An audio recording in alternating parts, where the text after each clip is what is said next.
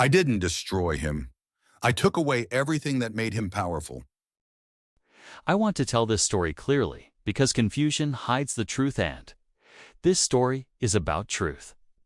I met Clara in Bryant Park, New York City, on a warm spring afternoon.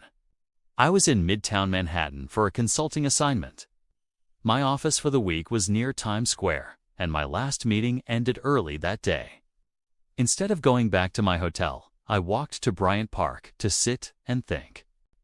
Clara was sitting alone at one of the green metal tables reading a paperback. Her phone was face down. Her coffee was untouched. She looked calm in a city that never stops moving. I asked if the seat across from her was taken.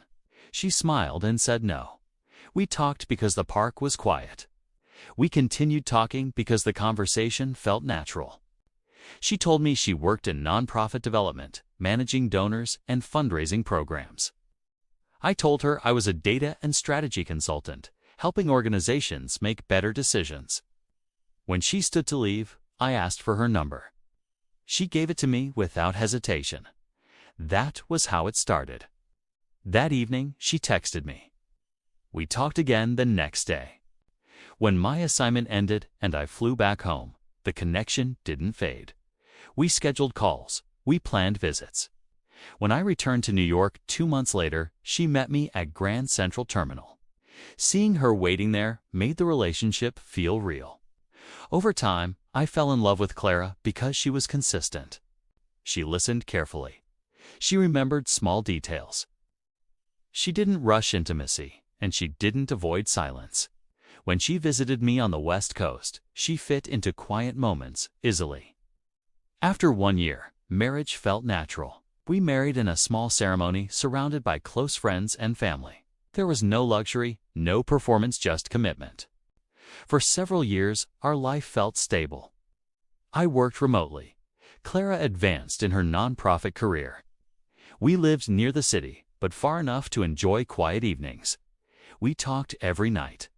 We planned the future slowly. I trusted that stability. That trust made me careless. Clara's job changed first. She was promoted into a role that required managing high-profile donors. Her schedule filled with dinners, events, and travel. One donor came up often in her conversations, Marcus Reed. Marcus was not my colleague. He was a wealthy donor and power broker who supported the nonprofit financially. His influence came from money and connections, not professional skill. Clara interacted with him through her work, not through me. At first, she talked about Marcus openly. He's demanding, but effective. He has strong opinions. I wasn't threatened. I was proud of her progress. Then the conversations stopped. She stayed out later. Her phone stayed face down. When she laughed, it wasn't with me. When I asked about her day, she gave short answers instead of stories. I noticed the changes. I chose patience instead of confrontation. The truth revealed itself quietly. One night, Clara left her laptop open while she showered. A message appeared on the screen. I miss you. I hate pretending I didn't scroll. I didn't search. I already understood. When I asked her days later, she didn't deny it. She told me the relationship with Marcus started emotionally long conversations, shared frustrations, validation. Over time, it became physical. She said it wasn't planned. She said she was confused. A month later, she moved out. The house didn't feel empty. It felt unfinished. I didn't yell. I didn't beg. I didn't chase explanations. I went quiet because emotion wouldn't help me understand what had happened. I replayed moments I had ignored, not to blame myself, but to learn. Eventually, I asked myself one clear question. How does someone like Marcus stay powerful? The answer wasn't talent, wasn't integrity, it was comfort. Marcus stayed powerful because the systems around him protected him. Board members trusted him without asking questions. Investors followed his confidence instead of evidence.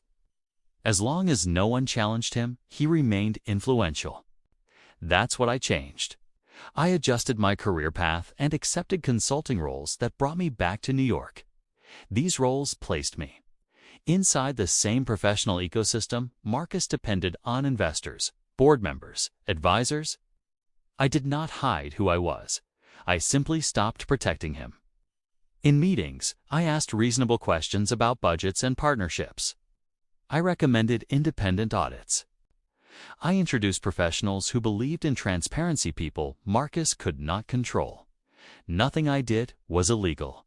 Nothing I did was personal. It was professional. Once scrutiny began, problems surfaced naturally. Questionable deals slowed. Board members demanded explanations. Investors delayed funding. Marcus's reputation weakened. Without confidence, his influence collapsed. Clara saw the change from inside the relationship. The man who once felt powerful became defensive, then angry. Invitations stopped. Opportunities disappeared. The life she had chosen began to fall apart. Months later, Clara contacted me. She didn't ask if I missed her. She didn't ask for forgiveness. She asked if I had done this. I didn't deny it. I told her the truth. I didn't destroy him, I said. I just removed the protection around him. She asked if I still loved her. I waited before answering. Then I said no. Not because of revenge. Because trust, once chosen against, cannot be rebuilt through regret. I didn't feel victorious. I felt complete. Revenge didn't bring happiness. It brought balance. And that was enough. Moral of the Thanks. story, revenge isn't about hurting others. It's about refusing to stay broken. If this story touched you, subscribe to Moral Storyland Official. More meaningful stories are coming.